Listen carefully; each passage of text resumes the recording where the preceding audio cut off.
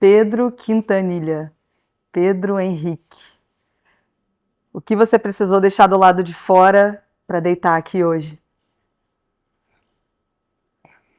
Que eu precisei deixar do lado de fora.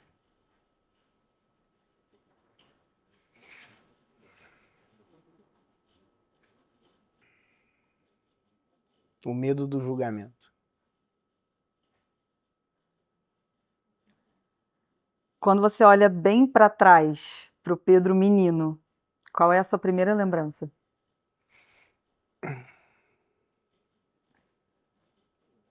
Eu correndo Onde? na casa da minha tia Raquel. Você foi que tipo de criança? Levado?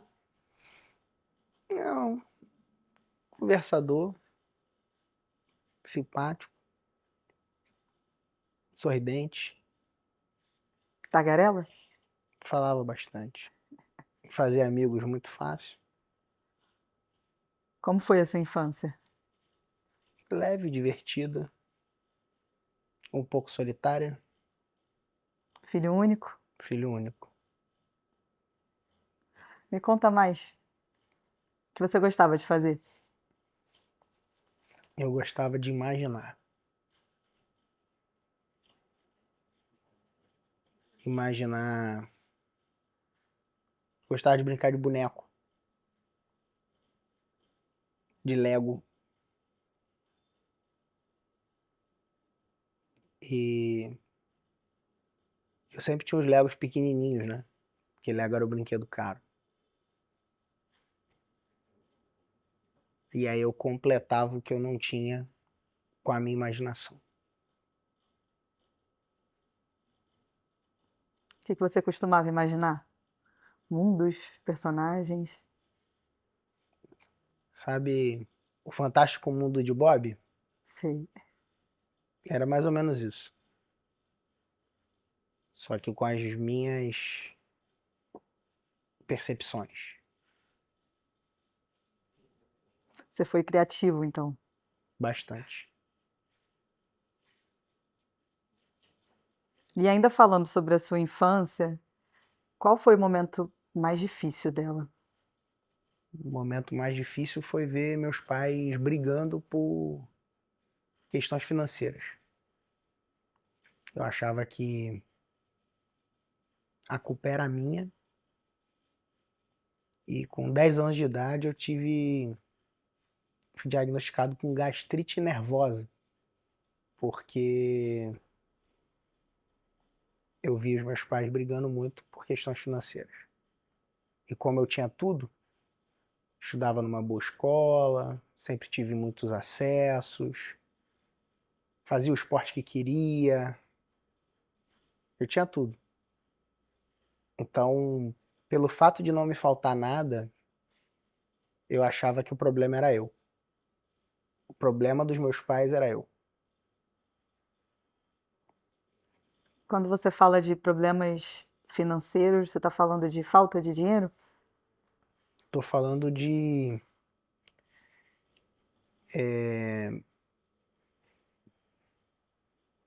não é falta, é desorganização, é gastar mais do que podia, é endividamento e lidar com isso, tendo que lidar com uma loja que tinha o seu fluxo de caixa desencaixado. Então,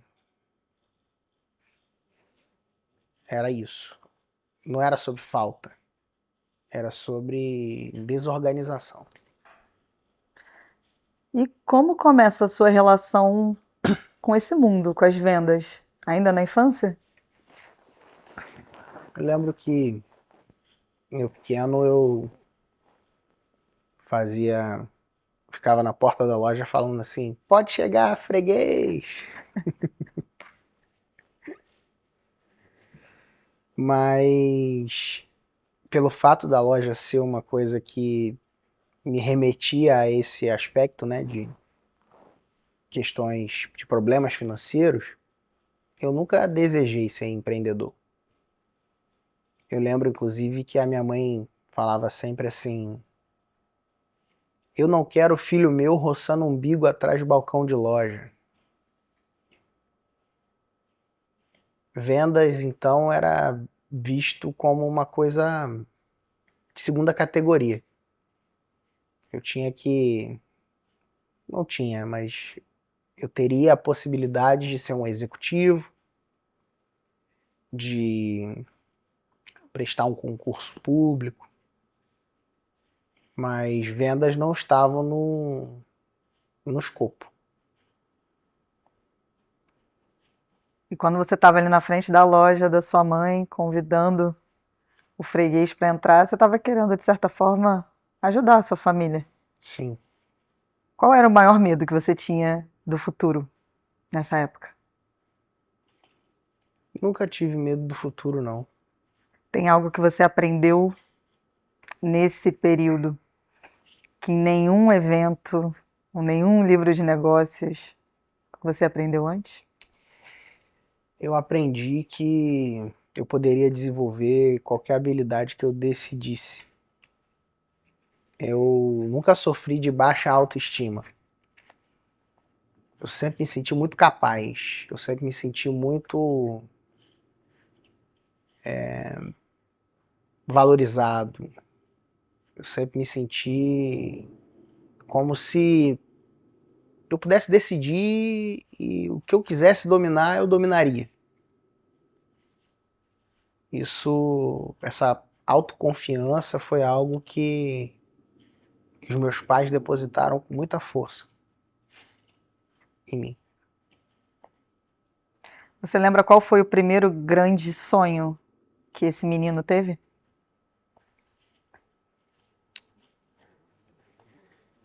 Primeiro grande sonho. Eu tive alguns sonhos tanto quanto utópicos. Eu sempre fui muito envolvido com as coisas da igreja desde pequeno. E eu tinha vontade de conseguir viver nos dias atuais aquela realidade que eu lia na Bíblia. Esse talvez tenha sido o primeiro grande sonho que eu tive. A gente chamava isso de viver a realidade da igreja primitiva. Voltar a ser como a igreja primitiva, né? Era uma coisa que se falava bastante no ambiente que eu frequentava. E sempre tive muita vontade de mudar as coisas, mudar aquilo que eu achava que estava errado, para fazer aquilo que eu achava que estava certo. Quando Mesmo exatamente nasceu esse desejo missionário? Você consegue lembrar? eu tive uma experiência, pode ser chamada de sobrenatural ou uma catarse emocional. Eu prefiro crer que foi uma experiência sobrenatural. Quando eu tinha 13 anos de idade. Como eu falei, eu me sentia só, era filho único. E depois de um momento de orações e tudo mais, num retiro espiritual, eu fui para um parquinho, olhei para o céu e tive uma convicção dentro de mim que era como se fosse uma voz interna, uma voz interior, quase que audível, falando assim: a partir de hoje você nunca mais está só. E a partir daquele dia eu decidi buscar escutar sempre essa voz e seguir essa voz, que eu creio que era a voz do Espírito Santo de Deus. Quando você imaginava essa vida missionária? lá nos seus 13 anos, o que passava na sua cabeça? Um país específico, uma igreja, um púlpito? Não, eu me imaginava andando pelo mundo rodeado de pessoas. Essa era a minha imagem mental. Andando pelo mundo, andando por vários lugares do mundo, rodeado de pessoas, ensinando essas pessoas.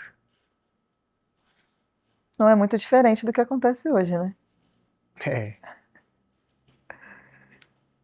Como esse menino imaginativo, que era você criança, equilibrava essa fé, esse chamado ali aos 13 anos, com a realidade dura dos pais empresários tentando fechar o mês. Eu não equilibrava nada, não. Nunca liguei muito para equilíbrio. Eu sou 880. Como é que foi a sua adolescência, Pedro? Me conta. Minha adolescência foi divertida. Minha adolescência foi cheia de paixão, foi recheada de momentos de contemplação, foi cheia de uma busca incessante por me conhecer e conhecer mais a Deus. Eu participei de muitos congressos, eventos, retiros,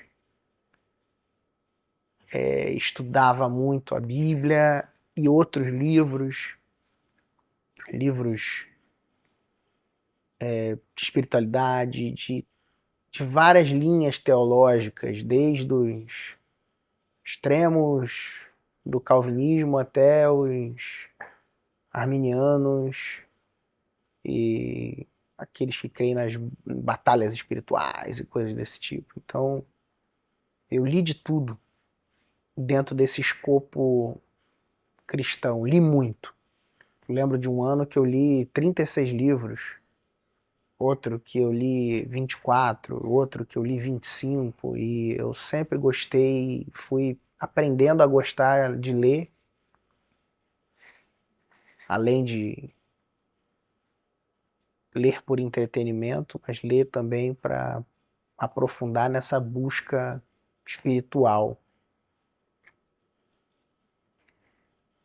Você lembra de algum momento específico nessa época da sua adolescência que mudou a sua vida, mudou a sua rota?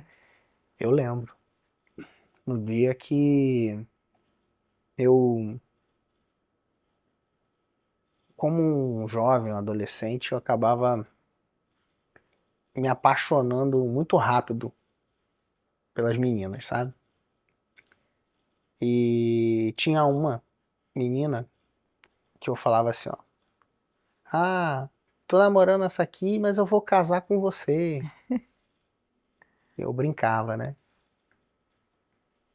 Ela era minha amiga ali, amiga de dois grandes amigos meus, que inclusive foram influenciados, né, por mim para começar a seguir esse caminho de fé. E em uma dada hora, ela veio falar para mim: Pedro, acho melhor você parar com essas brincadeiras, que isso pode acabar gerando um sentimento. Aí eu virei para ela e falei: eu também tô gostando de você. E aí, 3 meses depois, a gente estava namorando. Quando fizemos 2 meses de namoro, eu dei para ela um anel de compromisso, porque o máximo dos meus namoros até então, aqueles namoros de adolescente, né? Eram 2 meses. 2 meses era o marco que eu encerrava, né, os namoros, né? Aqueles breves namoros, né? E aí, quando foi 2 meses, eu dei esse anel de compromisso para ela, falando: olha, com você vai ser para sempre. E foi. Estamos 15 anos casados esse ano, fazemos 15 anos de casados e 20 anos juntos. Linda história. Você lembra do momento exato que você percebeu que talvez você não fosse ser um missionário clássico, padrão? Ah, eu tenho um grande amigo que a gente tinha, chama Matheus, o nome dele. Ele mora nos Estados Unidos. Ele era um cara que a gente era bem próximo, assim, durante um período, durante uma das temporadas da nossa vida, né? E a gente chegou a fazer um combinado, né? O nosso combinado era que cada um ia vender tudo que tinha, ia casar com as suas respectivas esposas, vender tudo que tinha e ir para uma escola missionária nos Estados Unidos. E ele casou um ano antes de mim. Ele foi lá, vendeu tudo que ele tinha e foi. E eu fiquei. E aí um ano depois eu casei. E aí quando chegou na hora de vender tudo que tinha, eu não tinha nada para vender. E eu continuei. Isso foi o que acabou sendo um elemento que me impulsionou a entrar no mundo digital. Eu já estava considerando empreender, eu tinha sido influenciado por um cara chamado Flávio Augusto, um vídeo, o primeiro vídeo do Geração de Valor. Ouvia sobre a mentalidade empreendedora, guardei aquilo, registrei o domínio, mentalidadeempreendedora.com.br. Comecei a sonhar com possibilidades ali, mas no fundo, eu achava que seria só um trabalho temporário, onde eu ia conseguir fazer uma grana online para bancar aquela vida missionária. Como missionário também eu descobri o que eu não queria. Eu não queria ser dependente de uma comunidade de fé. Eu não queria ser refém de ninguém. Eu queria ser só dependente de Deus. E na minha cabeça, ser dependente de Deus é você depender do esforço do seu trabalho para produzir o que é necessário para crescer. Então, eu decidi trabalhar e financiar aquela missão que talvez um dia iria acontecer com o meu próprio trabalho, através dessas ferramentas digitais que eu estava começando a descobrir, somado às vendas.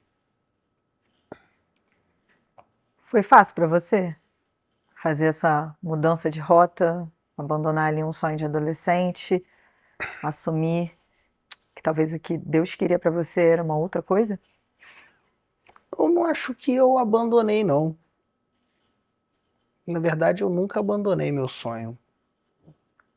Eu cumpri ele através de uma via diferente da que eu pensava, da que eu imaginava que seria. Eu não tive nenhuma dor específica, a não ser essa de um sentimento de que não acontecia, de que demorava para acontecer. Esse era o maior sentimento. Eu tinha um sentimento de que parecia que eu teria que financiar aquilo, em algum momento eu ia abrir mão daquele trabalho para me dedicar integralmente a uma concepção de vida religiosa que tinha na minha cabeça, que era o que deveria ser. E quando eu entendi que eu estava cumprindo, aí as coisas começaram a acelerar, inclusive, em termos de resultado.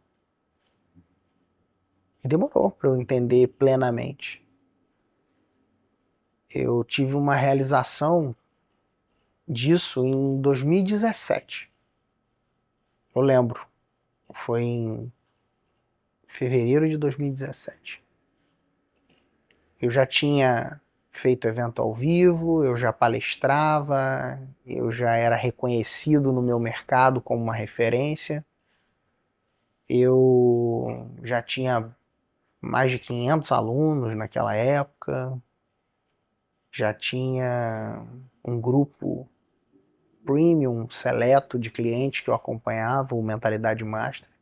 E foi num evento do Mentalidade Master que essa realização aconteceu. Eu fiz uma dinâmica, onde nessa dinâmica eu pedi para cada um dos membros daquele grupo contar um segredo.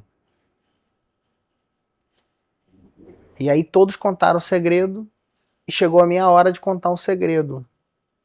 E até aquele momento eu nunca tinha aberto publicamente que o meu sonho, na verdade, era ser missionário ou pastor, né? Ou qualquer coisa desse tipo. E eu abri ali. E aí uma menina chamada Luísa Avono começou do zero com a gente. Hoje é uma grande influencer na área do relacionamento. Fera. Ela virou e falou assim: Uai! Ela é mineira, né? Uai! Mas não é isso que você faz com a gente? E ali eu olhei pro lado e Flávia repetiu o que ela já havia me repetido e falado inúmeras vezes. Eu te disse que já tinha começado. Ali eu me resolvi. E no meio dessa história entra o Dunamis. Foi logo depois de eu me resolver. Olha como as coisas acontecem, né? Logo depois de eu me resolver, 3 meses se passaram. Aconteceu mais um evento, um encontro do Mentalidade Master. Naquela época, hoje são a cada 4 meses, naquela época era a cada 3 meses. Eram 4 eventos por ano, um a cada trimestre. 3 meses se passaram e aconteceu um outro encontro do Master em São Paulo, especificamente. E aí lá aconteceu uma situação muito curiosa, assim, que me marcou. Um rapaz, membro do grupo, tô dando uma longa história curta aqui, ele falou assim: cara, convivendo com você e vendo você lidando com a sua equipe, lidando com os clientes, eu comecei a considerar que Jesus podia ser mais do que um mestre dos grandes mestres, né? Ele tinha um pensamento um pouco holístico, sabe? Místico. E aí ele fala que decidiu a partir dali espontaneamente começar a ler a Bíblia. Por causa da forma como eu vivia. Não por causa do meu discurso ou do que eu ensinava. Aquilo me marcou muito.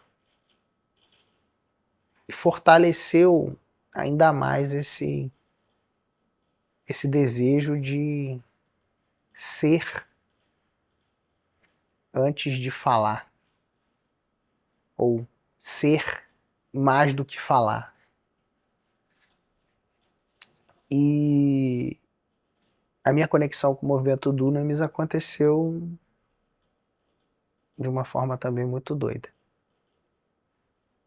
Eu acabei me conectando com o Theo através do Matheus, que era aquele amigo que tinha ido para os Estados Unidos, que naquela época, lá nos Estados Unidos, quando ele foi, um dos poucos brasileiros que estavam lá era o Theo e a Júnia, e ele e a Thaís. E eles ficaram muito amigos. E aí aquele Matheus me falou, cara, um dia você tem que conhecer esse cara, esse japonês aí, fera, faz um trabalho muito legal em São Paulo, com jovens, você vai gostar. E aí 7 anos se passaram e eu mando uma mensagem pro Matheus, falando, cara, lembra daquele Theo? Então, cara, me conecta com ele. E aí ele falou assim, cara, você não tem noção de quem o Theo se tornou, ele é um conferencista internacional, ele pode estar em qualquer lugar do mundo. Eu falei, Matheus, manda uma mensagem para ele, se for algo de Deus, ele vai retornar, se não foi só dor de barriga, tá tudo bem. E aí ele mandou uma mensagem, e o Theo me respondeu, amanhã, 5 da tarde, Shopping Morumbi. E lá fui eu. Sentei na frente dele e não tinha nada para dizer para ele. Simplesmente sentei, me apresentei. Eu sou o Pedro, amigo do Matheus, e contei minha história para ele. Depois de contar minha história para ele, o Theo me sinaliza que eu tinha um Kingdom Business. Foi uma das primeiras vezes, talvez a primeira vez que eu tenha ouvido esse termo. Algo como ele me explicou que era como se fosse um negócio normal, que serve as pessoas com seu serviço, com seu trabalho, normal. Não é nada de cunho evangélico, protestante, católico, cristão, necessariamente. Um negócio normal, carregado de princípios. E aí aquilo fez muito sentido para mim, porque sintonizava bastante com o que eu acreditava. E eu comecei a pesquisar mais sobre isso, como um bom nerd. Eu comecei a pesquisar. E comecei a ajudar aquele movimento de uma forma voluntária. E muitas coisas legais aconteceram a partir desse voluntariado.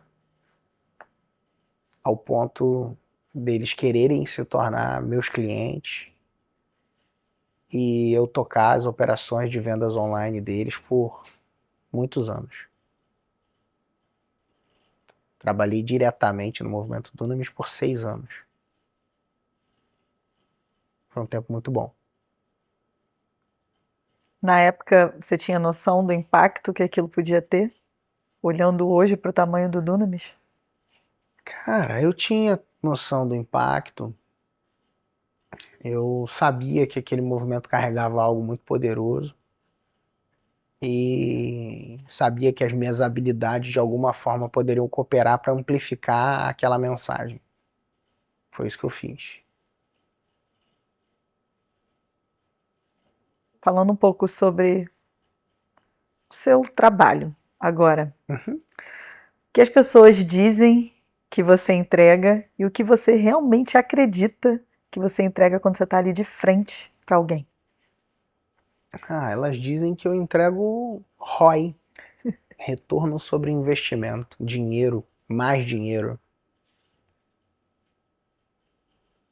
Elas dizem que eu entrego aumento de faturamento, aumento de vendas, estratégias inovadoras de marketing, melhoria de produto, concepção de novos produtos. É isso que elas dizem que eu entrego. Qual que é a outra pergunta? O que você realmente entrega. O que eu entrego é uma mentalidade capaz de multiplicar talentos. É isso que eu entrego. E quando é, Pedro, que o mentor deixa um pouco de lado a estratégia e percebe que, na verdade, está cuidando de uma pessoa? Eu penso que essa deveria ser a única forma de você considerar ser um mentor. Alguém que considera ser o mentor necessariamente deveria considerar ou entender que cuidar das pessoas é o elemento primordial desse processo. O seu dia a dia é estruturar, criar estratégias, trazer previsibilidade e forjar a mente das pessoas que você mentora. Sim. No fundo, você é o porto seguro de muita gente. Mas no seu íntimo, quando a sua previsibilidade falha, quem que acolhe as suas incertezas? Ah, Flávia, minha esposa, e o Senhor. Eu vou para Deus. É um lugar solitário ser a pessoa da sala que sempre precisa ter as respostas na ponta da língua?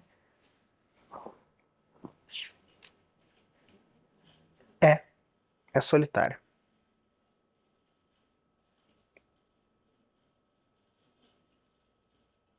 Qual foi a parte da sua vida pessoal, de você mesmo, que você precisou abrir mão para construir a sua jornada até aqui?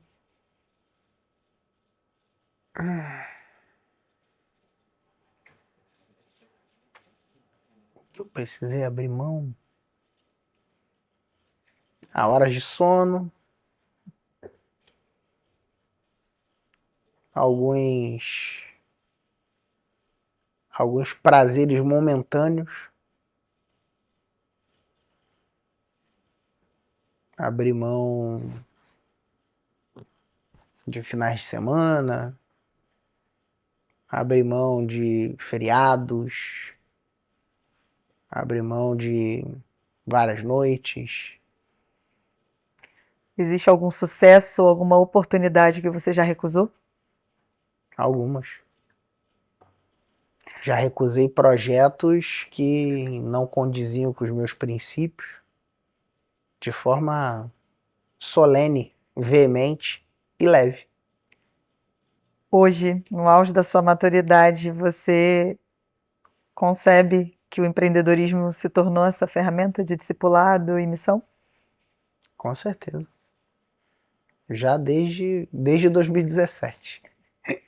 Eu tenho essa consciência e convicção. E na sua visão, qual é a relação entre empresas saudáveis e o reino de Deus? O reino é muito maior do que qualquer empresa, né? As empresas, na minha concepção, elas são aquelas que de alguma forma auxiliam na movimentação do reino. O reino é composto por pessoas que têm em Cristo o seu Senhor, dono, Salvador, aquele que rege as suas vidas. Eu creio que as empresas, elas são um ambiente que nos ajudam a forjar o nosso caráter. E isso pode ser uma ferramenta que coopera de fato com o avanço do reino de Deus. Agora me conta, quem é o Pedro quando as portas fecham, as câmeras desligam e ninguém está esperando uma resposta sua?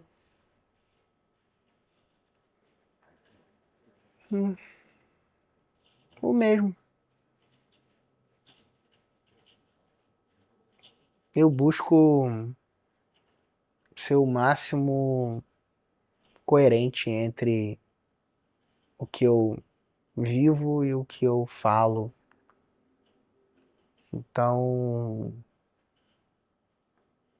quando ninguém tá olhando, eu sou esse que você tá olhando. Você ainda imagina muito, como aquele menino lá de trás? Bastante, Ainda sonha alto? com certeza. Como que você gostaria que o Noah e a Chloe contassem a história do pai deles daqui a muitos anos? Meu pai ajudou muitas pessoas. Meu pai foi um cara generoso, trabalhador, que era honrado, honrava a sua palavra. Sempre que meu pai dizia, ele fazia. E às vezes ele fazia sem dizer. Meu pai é um exemplo de alguém que buscou ser semelhante a Jesus. Isso que eu gostaria que eles contassem a meu respeito. Olhando para tudo que você construiu fora e dentro de você. Aquele Pedro, criança, imaginativo, teria orgulho do Pedro de hoje? Com certeza. Sem o Pedro criança, esse Pedro não existiria. Então, Se você pudesse voltar no tempo, o que você falaria para aquela criança imaginativa, um pouco assustada, um pouco solitária? segue firme. Vai dar tudo certo. Não faz besteira, menino.